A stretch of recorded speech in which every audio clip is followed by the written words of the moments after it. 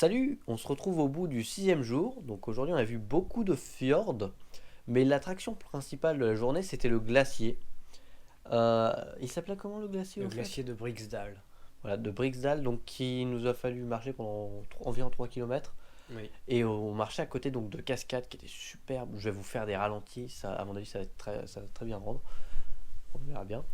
Et aussi, on n'a pas vu ça nous, mais apparemment, il y a un bout du glacier qui s'est décroché Mm. pendant qu'on était en train d'effectuer la montée. Donc je sais pas si je pourrais obtenir des images de ça parce que le conducteur du bus a filmé ça, mais c'était sur Snapchat, donc c'est compliqué à récupérer.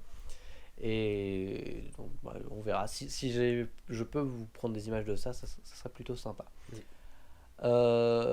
Donc le glacier, et aussi il y avait des petits panneaux pendant l'ascension qui indiquaient où le glacier était à quelle année. Et par exemple, il mettait en 1870, le glacier était jusqu'ici. Et plus on avançait, plus Plus le glacier. Enfin, on voyait que le glacier avait reculé, en fait. voilà, ça avait énormément fondu. Et euh, quand on s'est arrêté au pied du glacier, il y avait Mm. euh, un grand lac bleu. Alors, la guide nous a dit que c'était des roches, enfin de la La poussière de poussière, oui. roche en suspension dans l'eau. D'ailleurs, c'est pas que dans le glacier, hein, c'est un peu partout. Il y a vraiment l'eau est bleue. Et j'ai demandé si c'était du manganèse. La guide ne savait pas. Parce que je trouvais que ça avait la même couleur que le manganèse. En tout cas, de ce que du peu que je sais de cette roche. Ce soir, donc, on s'est arrêté. À Leun. Voilà, Leun, enfin. Loen. Ou Leun. Je sais pas trop. Euh, on a mangé. Il y avait rien de typique. Ouais, non, on est dans un. Enfin, on est on commence à aller vers le nord, donc les villes sont de plus en plus petites. Et bah, en fait, on est dans les petits villages de fjord. Et on a. Enfin, c'est des grandes villes pour les Norvégiens. Mais il n'y a pas grand monde en fait. Vraiment, on est dans des petits. Pour nous, c'est des toutes petites villes, des petits hameaux. Voilà. En fait, pour avoir visité Tokyo, qui est la plus grande ville du monde, quand je suis allé à Plus Oslo. grande métropole du monde. La plus grande ville du monde, c'est en Chine. Ah bon. Hmm. Ah bah, autant pour moi. Enfin, donc la plus grande métropole du monde. Quand on est arrivé à Oslo, j'ai trouvé ça très petit. Ouais, ouais. Vraiment. Même par rapport à Paris, je crois que c'est plus petit, hein, beaucoup plus petit. Non, Enfin, c'est plus petit, c'est beaucoup moins c'est habité. moins dense. Non. Voilà. Enfin, oui, Non. c'est moins dense C'est en termes de population, oui. Mais ce que nous a dit la guide, c'est que quand on arrive à Oslo, effectivement, on voit un bout de fjord, enfin un bout de terre, où il y a tous les trucs principaux, c'est-à-dire l'Assemblée nationale, le palais royal, la mairie, enfin l'hôtel de ville pour le coup.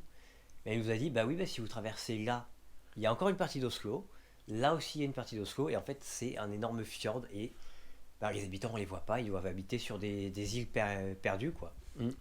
Mais Et toute la capitale de la Norvège, elle est vraiment sur un bout de fjord, il y a l'opéra, enfin comme je vous l'ai dit, il y a tous les bâtiments principaux, tout est là, et le reste est dispersé aux alentours, en fait, c'est pas une capitale concentrée, c'est plein de petits bouts de villes qui s'accumulent près de l'eau, enfin entre la terre et l'eau.